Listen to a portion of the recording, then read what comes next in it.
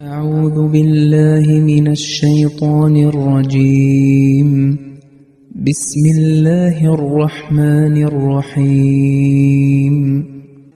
فلما فصل طالوت بالجنود قال إن الله مبتليكم بنهر فمن شرب منه فليس مني ومن لم يطعمه فإنه مني إلا من اغترف غرفة بيده فشربوا منه إلا قليلا منهم فلما جاوزه هو والذين آمنوا معه قالوا لا طاقة لنا اليوم بجالوت وجنوده قال الذين يظنون أنهم ملاقو الله كم من فئة قليلة غلبت فئة كثيرة بإذن الله والله مع الصابرين. അസ്സലാമു അലൈക്കും വറഹ്മത്തുള്ളാഹ്. സൂറ ബഖറയിലെ 250 ആയത്താണ് പാരായണം ചെയ്ത് കേൾപ്പിക്കപ്പെട്ടത്. അതിൻ്റെ അർത്ഥം ഇപ്രകാരമാണ്: പിന്നീട് താലൂത്ത് സൈന്യവുമായി പുറപ്പെട്ടപ്പോൾ അദ്ദേഹം പറഞ്ഞു, തീർച്ചയായും അള്ളാഹു നിങ്ങളെ ഒരു നദി മുഖേന പരീക്ഷിക്കുന്നതാണ്. തന്മൂലം ആരെങ്കിലും അതിൽ നിന്ന് യഥേഷ്ടം വെള്ളം കുടിക്കുകയാണെങ്കിൽ അവന് ഞാനുമായി ബന്ധമുള്ളവനല്ല. അത് രുചിക്കാതിരിക്കുന്നവനാകട്ടെ തീർച്ചയായും ഞാനുമായി ബന്ധമുള്ളവനാകുന്നു. എന്നാൽ തൻ്റെ കൈകൊണ്ട് ഒരു കുമ്പിൾ വെള്ളം കോരിയെടുത്തവൻ അതിൽ ഉൾപ്പെടുകയില്ല. എന്നിട്ട് അവരിൽ ചുരുക്കം പേരൊഴികെ മറ്റെല്ലാവരും അതിൽ നിന്ന് കുടിക്കുകയത്രേ ചെയ്തത്.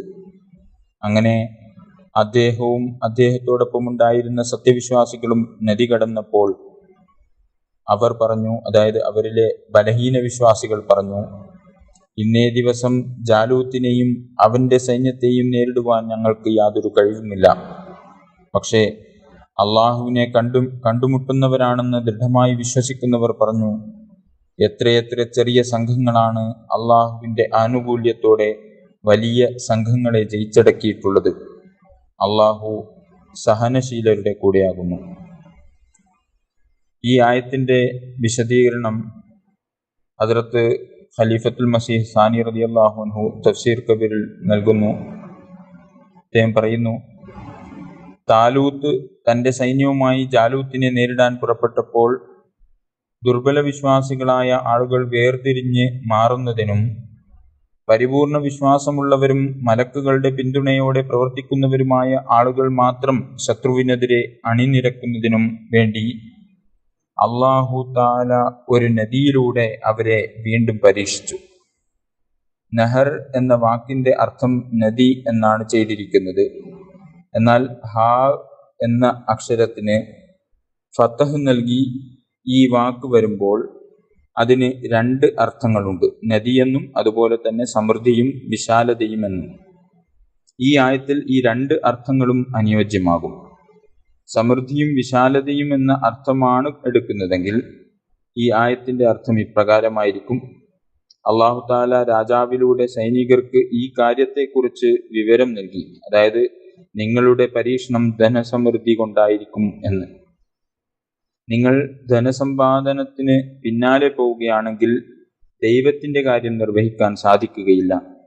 മറിച്ച് നിങ്ങൾ ധനസമൃദ്ധിയിൽ സ്വാധീനിക്കപ്പെടാതിരിക്കുകയാണെങ്കിൽ നിങ്ങൾക്ക് വിജയമുണ്ടാകും. ഈ സാഹചര്യത്തിൽ ഫമൻ ശരിബ മിൻഹു, അതായത് അതിൽ നിന്ന് ആര് കുടിച്ചുവോ തുടങ്ങിയ വാക്കുകൾ ആലങ്കാരികമായി മനസ്സിലാക്കേണ്ടി വരും. എന്നിരുന്നാലും ബാഹ്യമായ രൂപത്തിലും താലൂത്തിന്റെ കൂട്ടാളികളെ ഒരു നദിയിലൂടെ പരീക്ഷിച്ചിരുന്നത് കൊണ്ട് ബാഹ്യമായ അർത്ഥമെടുക്കുന്നതിലും യാതൊരു തെറ്റുമില്ല.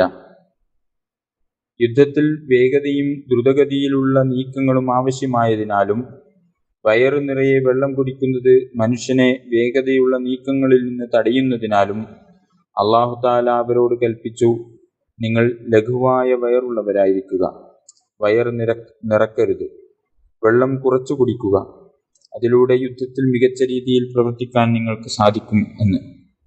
എന്നാൽ ഭൂരിഭാഗം ആളുകളും ഈ യുക്തി മനസ്സിലാക്കാതെ വയറു നിറയെ വെള്ളം കുടിച്ചു ബൈബിളിന്റെ വിവരണപ്രകാരം വെറും 300 പേർ അടങ്ങുന്ന വളരെ ചെറിയൊരു വിഭാഗം മാത്രമാണ് യുദ്ധകാലത്തെ ആവശ്യങ്ങളെ മുൻനിർത്തിക്കൊണ്ട് യുദ്ധസമയത്ത് നന്നായി പ്രവർത്തിക്കാൻ സാധിക്കേണ്ടതിന് വെറും ഏതാനും കുമ്പിളുകൾ മാത്രം കുടിച്ചത്.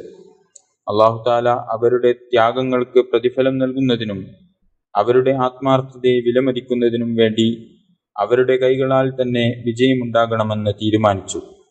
കൂടാതെ ഈ 300 പേരെ മാത്രം യുദ്ധത്തിൽ പങ്കെടുപ്പിക്കാനും ബാക്കിയുള്ളവരെ ഒഴിവാക്കാനും കൽപ്പിച്ചു.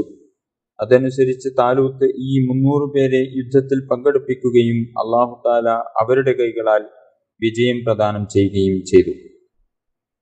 കം മിൻ ഫിഅത്തിൻ ഖലീലത്തിൻ ഗലബത് ഫിഅതൻ കസീറതൻ ബിഇദ്നില്ലാഹ്. എത്രയോ ചെറിയ സംഘങ്ങളാണ് അള്ളാഹുവിന്റെ അനുവാദത്തോടെ വലിയ സംഘങ്ങളെ കീഴടക്കിയിട്ടുള്ളത് എന്നതിൽ വ്യക്തമാക്കുന്നത് അല്ലാഹു തആലയുടെ അനുഗ്രഹത്തിന് കീഴിൽ എത്രയെത്ര ചെറിയ ചെറിയ സംഘങ്ങളാണ് വലിയ വലിയ സംഘങ്ങൾക്ക് മേൽ വിജയം വരിക്കാറുള്ളത് എന്നാണ്. ഈ വിജയത്തിന്റെ കാരണം എന്തെന്നാൽ അവരിൽ ത്യാഗത്തിന്റെയും സമർപ്പണത്തിന്റെയും മനോഭാവം ഉണ്ടായിരിക്കും എന്നതാണ്. അവർ തങ്ങളുടെ സമയം പാഴാക്കി കളയുന്നതിന് പകരം അത് ഉപകാരപ്രദമായ കാര്യങ്ങളിൽ വിനിയോഗിക്കാൻ ശീലിച്ചവരുമായിരിക്കും. അവരിൽ വിശ്വസ്തതയും ഉണ്ടായിരിക്കും, സത്യസന്ധതയും ഉണ്ടായിരിക്കും, കഠിനാധ്വാനം ചെയ്യാനുള്ള ശീലവും ഉണ്ടായിരിക്കും. കൂടാതെ അവരുടെ ആത്മവീര്യം ഉയർന്നതുമായിരിക്കും, അവരുടെ ലക്ഷ്യങ്ങൾ ദൃഢവുമായിരിക്കും. എന്നാൽ അവർക്കെതിരെ നിലകൊള്ളുന്ന ആളുകൾ ഈ സൽഗുണങ്ങളിൽ നിന്നെല്ലാം ശൂന്യരായിരിക്കും. അതിന്റെ ഫലം എന്തെന്നാൽ കുറഞ്ഞ ആളുകൾ വിജയം നേടുകയും കൂടുതൽ ആളുകൾ പരാജയപ്പെടുകയും ചെയ്യുന്നു. യാഥാർത്ഥ്യം എന്തെന്നാൽ സമർപ്പണ മനോഭാവമുള്ള ഓരോ വ്യക്തിയും ഡസൻ കണക്കിന് ആളുകൾക്ക് മേൽ ഭാരമുള്ളവനായിരിക്കും. ഒരു ഭ്രാന്തന്റെ കാര്യം തന്നെ നോക്കുക. ആളുകൾ അവനെ നേരിടാൻ മടിക്കുന്നു. അവൻ ഒറ്റക്കായിരുന്നിട്ട് കൂടി.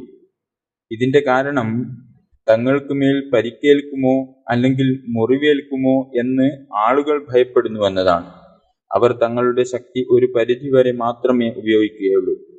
എന്നാൽ ഭ്രാന്തനെ സംബന്ധിച്ചിടത്തോളം പരിക്കോ മുറിവോ, എന്തിന് മരണമോ പോലും ഒരു പ്രശ്നമല്ല.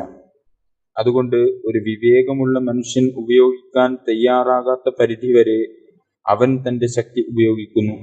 അവൻ ഒറ്റക്കായിരുന്നിട്ട് കൂടി മറ്റുള്ളവർക്ക് മേൽ വിജയം നേടുകയും ചെയ്യുന്നു.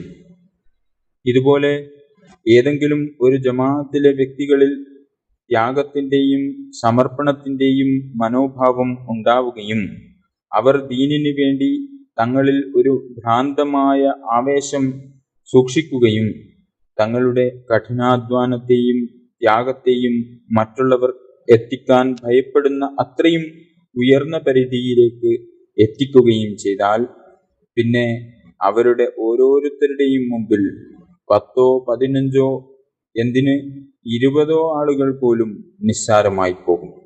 ബദർ യുദ്ധത്തിൽ ഇപ്രകാരമാണ് സംഭവിച്ചത്. ഖന്തക് യുദ്ധത്തിലും ഇപ്രകാരം തന്നെയാണ് സംഭവിച്ചത്. മുസ്ലിങ്ങളുടെ ഒരു ചെറിയ സംഘം തങ്ങളെക്കാൾ എത്രയോ മടങ്ങ് വലിയൊരു സംഘത്തിനു മേൽ വിജയം വരിക്കുകയുണ്ടായി. വആഖിറു ദഅവാനാ അനിൽ ഹംദുലില്ലാഹി റബ്ബിൽ ആലമീൻ.